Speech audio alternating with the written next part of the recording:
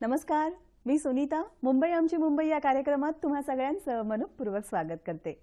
उन्हाळ्यातल्या घामाच्या धारांनी आणि उष्णतेच्या झळांनी जीव अगदी कासावीस होऊन जातो आणि आपलं हे मन वाट पाहतं ते काळ्या ढगातून कोसळणाऱ्या सरींची.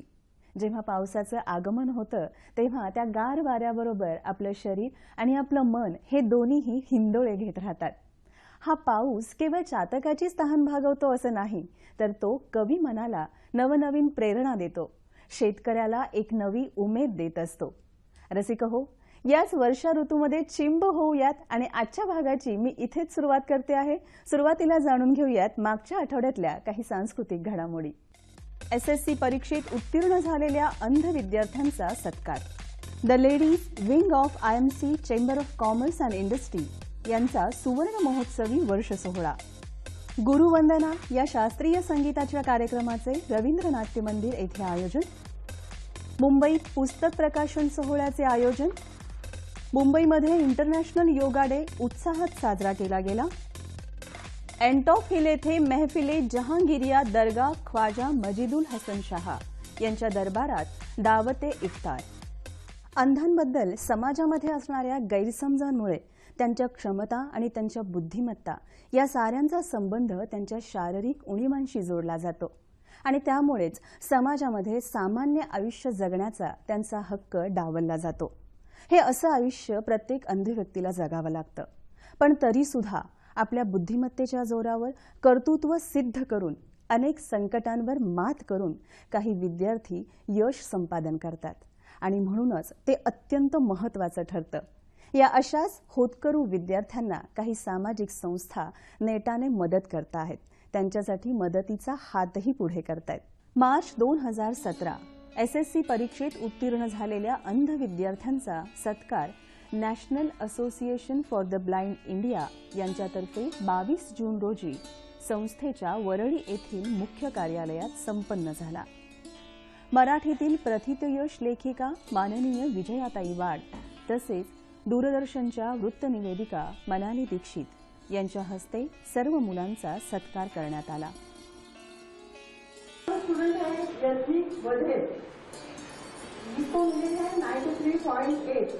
या अंध मुलांपैकी काही मुलांनी डोळस मुलांबरोबर नियमित शाळा शिकत सर्व विषय घेऊन 10वीची परीक्षा दिली होती. विद्यार्थ्यांचा मान्यवरांच्या हस्ते सत्कार करण्यात आला. तसेच विद्यार्थ्यांना भेटवस्तू देऊन प्रोत्साहित करण्यात आले.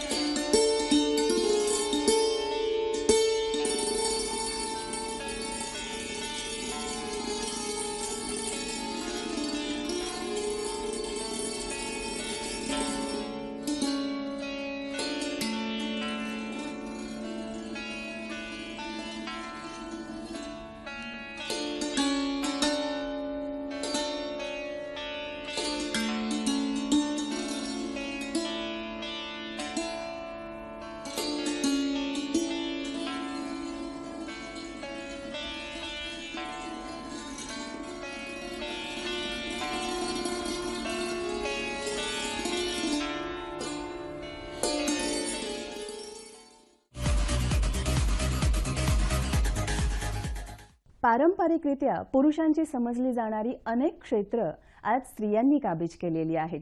उद्योग क्षेत्रात भरारी मारण्यापासून ते क्रीडा क्षेत्रातील विविध प्रांतात स्त्रियांनी आपली कर्तबगारी सिद्ध केलेली आहे. या स्त्रीच्या अंगी नम्रता आहे, दयाशीलता आहे, सहनशीलता आहे, तशीच सुजाणताही आहे. ही स्त्री अत्यंत भावसंपन्न आहे. तिच्या या विविध भावनांचा आणि तिच्या विविध शक्तींचा सन्मान नुकताच एका कार्यक्रमात करण्यात आला.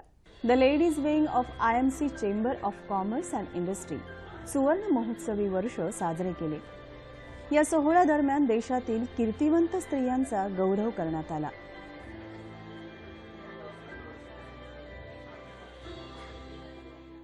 It is both a great honor and a privilege for me to stand before you today. This year, the IMC Ladies Wing celebrates its Golden Jubilee. And in its 50th year, the IMC Ladies Wing has become a proud and dynamic movement for the empowerment of Indian women. Blade runner Shalini Saraswati हिला rise to your potential या पारितोषिकाने गौरविण्यात आले. Thank you so much. I'm very honored. I'm very humbled to be here and to be even honored because I'm a regular person who does a 9 to 5 job, who runs once in a way. This whole experience is kind of bizarre for me at this point in time. But thank you. I'm extremely honored here. Thank you, Mrs. Nath, and thank you, IMC as well. कुस्तीपटू साक्षी मलिक हिला women of the year या पारितोषिकाने गौरविण्यात आले. प्रमुख पाहुणे म्हणून youth affairs, क्रीडा आणि शिक्षण मंत्री माननीय विनोद तावडे यांची उपस्थिती होती. तसंच सन्माननीय पाहुणे म्हणून शायना MC, संगीता जिंदाल, मुग्धा गोडसे आणि भाग्यश्री यांची उपस्थिती होती.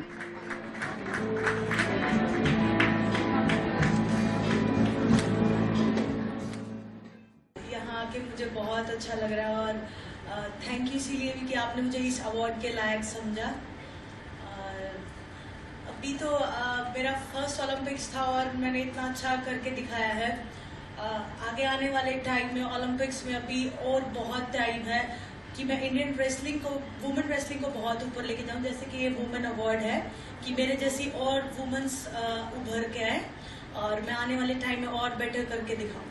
और आज इतना बढ़िया मौका साक्षी और शालिनी जी को मिलने का सबको मिला, because these are the two icons of our country. आप दोनों ने एक रूप से ये बता दिया है कि yes, we are not only equal, we can also be more equal और we can go a step ahead of the man. I really congratulate you on behalf of government of Maharashtra. I congratulate you both. बहुत बहुत धन्यवाद. जय हिंद, जय महाराष्ट्र.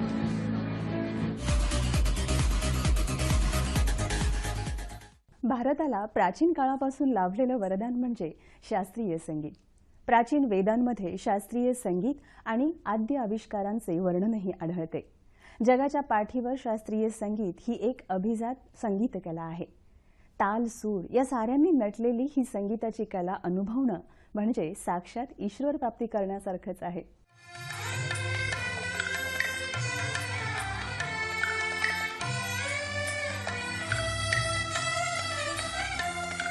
इंद्रधनुष्य आणि स्वरमाऊली प्रस्तुत गुरुवंदना हा शास्त्रीय संगीताचा कार्यक्रम रवींद्र नाट्य मंदिर येथे आयोजित करण्यात आला. श्री रायकर यांनी आपल्या विद्यार्थ्यांसोबत फारच सुंदर कला आविष्कार सादर केला.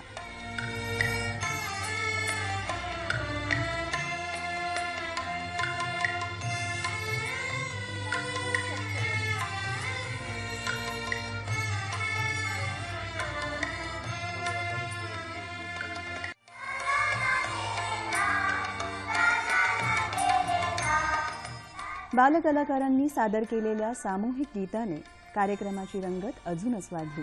यज्ञेश रायकर यांनी आपल्या सहकार्यांबरोबर व्हायोलिन वादन सादर केले. प्रेक्षकांनी या संगीत मैफलीचा भरपूर आनंद घेतला.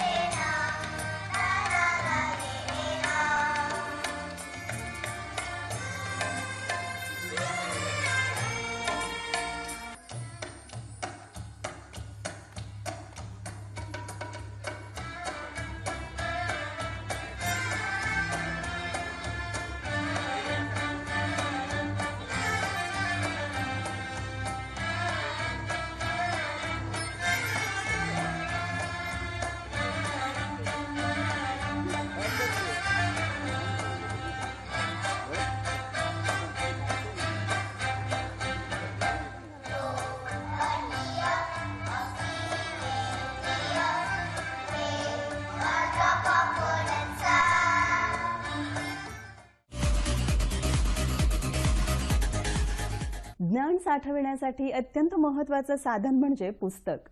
पिढी दर पिढी हे ज्ञान पुढच्या पिढीला जाण्यासाठी ते ज्ञान पुस्तकामध्ये शब्दबद्ध करण्याची आपली परंपरा आहे. एखादा शास्त्रज्ञ किंवा एखादा कलाकार त्याला प्राप्त असलेला अभ्यास किंवा त्याला प्राप्त असलेली संपूर्ण माहिती पुस्तक रूपातून पुढच्या पिढीसाठी जतन करत असतो. आणि हे सगळंच रसिकांच्या समोर येतं ते म्हणजे पुस्तक प्रकाशनातून.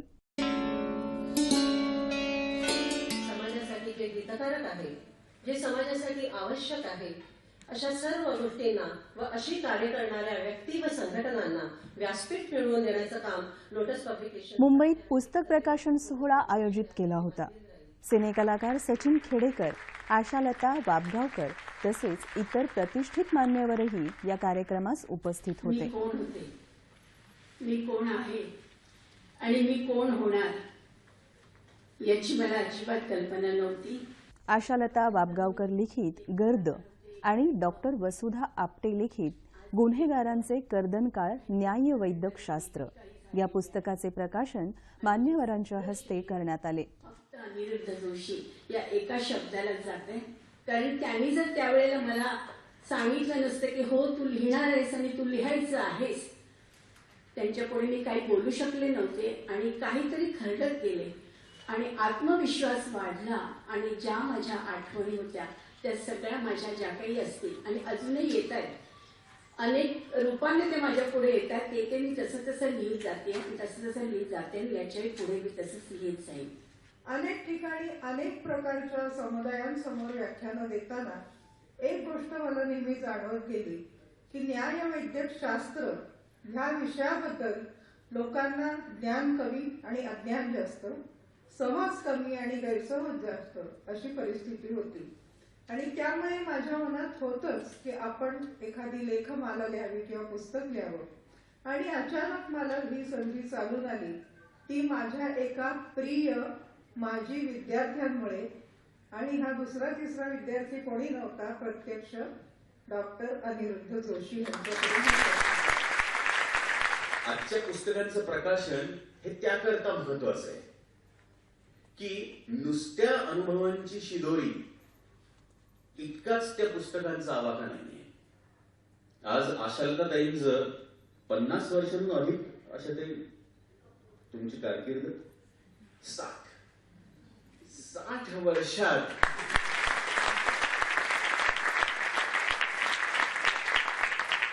एखाद्या व्यक्तीचं 60 वर्षांचं काम जर आपल्याला एका पुस्तकामधून त्याचा आढावा घेता येत असेल तर त्यापेक्षा दुसरी मोठी पर्वणी नाही. सध्याचा काळ हा अत्यंत दगदगीचा आहे. या अत्यंत धकाधकीच्या आयुष्यामध्ये माणूस आपलं शारीरिक आणि मानसिक स्वास्थ्य बिघडवत चालला आहे. खरं तर त्याचं हे स्वास्थ्य जर चांगलं असेल तर तो अनेक कामं ही अत्यंत चांगल्या पद्धतीने करू शकतो. आणि त्यासाठी अत्यंत महत्त्वाचं आहे ते म्हणजे योग साधना. योग साधना केल्यामुळे मनातील अनेक विचारांचा कोलाहल थांबवता येऊ शकतो. हे मन शांत करता येऊ शकतं, ते एकाग्र करता येऊ शकतं.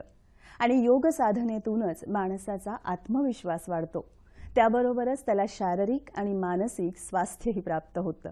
परंतु या योग साधनेसाठी प्रत्येकाला आपल्या आयुष्यातला थोडासा वेळ काढावा तर लागतोच. आधार वेलफेअर फाउंडेशनतर्फे योगा फेस मार्तनच्या निमित्ताने इंटरनॅशनल योगा डे 2017 या सोहळ्याचे आयोजन करण्यात आले.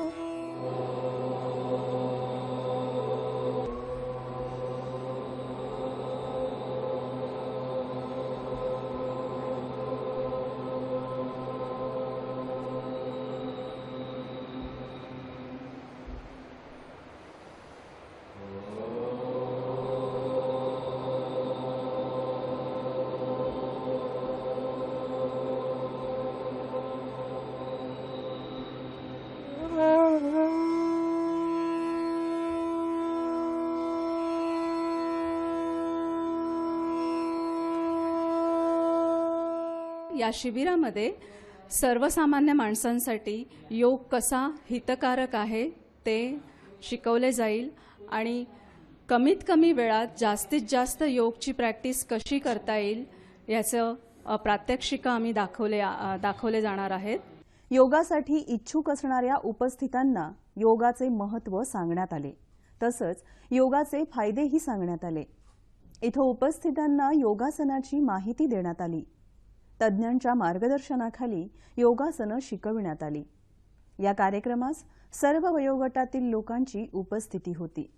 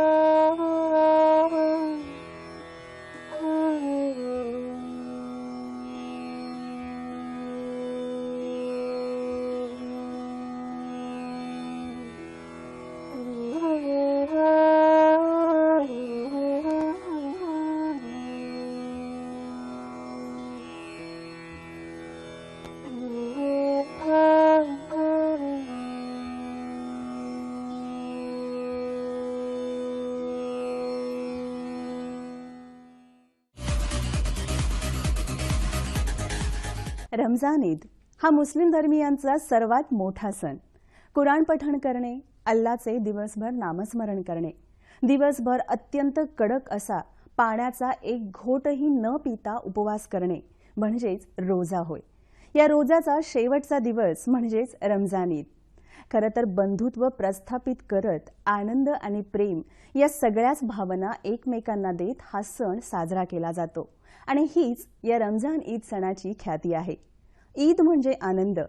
या सणाच्या दिवशी मुस्लिम बांधव हे एकमेकांना आलिंगन देत हा आनंद द्विगुणित करतात आणि हा सण साजरा करतात.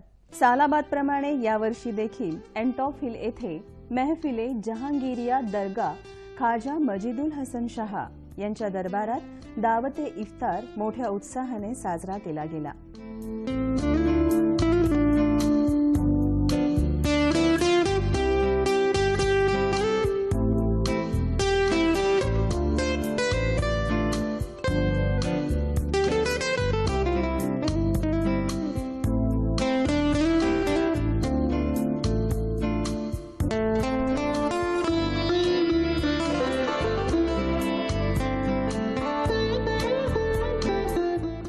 आज शब कदर है, लैलतुल कद्र है और पूरे रमज़ान हम लोग रोज़े रखते रहे और किताब मुक़द्दस कुरान तिलावत और तरावी के ज़रिए कुरान सुनते रहे.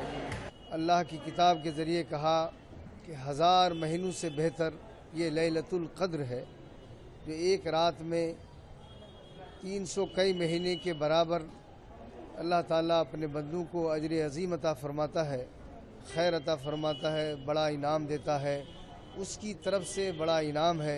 इसलिए और ये माह मुबारक भी अमन व शांति का ज़रिया है. गरीबों, मिस्किनों, फ़कीरों को देकर अल्लाह की रज़ा हासिल करते हैं और अल्लाह कदम कदम पे एक एक लम्हे में आज बंदों को नेकियां अता फ़रमाता है, जो खैर व बरकत का ज़रिया है.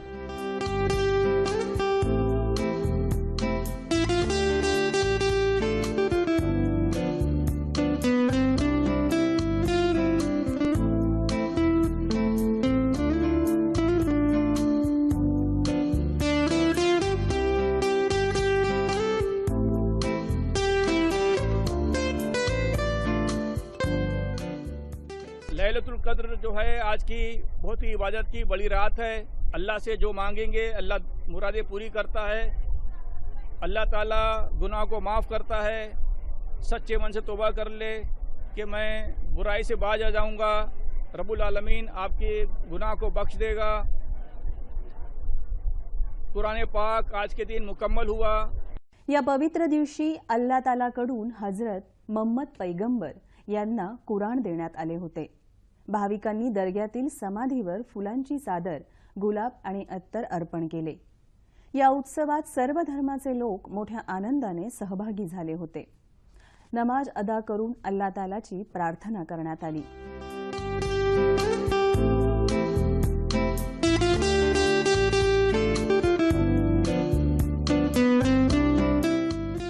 सुरुवातीला सांगितल्याप्रमाणेच पावसाची मजा ही काही औरच असते नाही. कोसळणारा हा पाऊस आणि या पावसामध्ये चहाच्या टपरीवर गरम गरम चहाचे झुरके घेण्याचा आनंद काही औरच असतो नाही. आपल्या जोडीदाराबरोबर एकाच छत्रीत भिजण्याचा आनंदही वेगळाच असतो.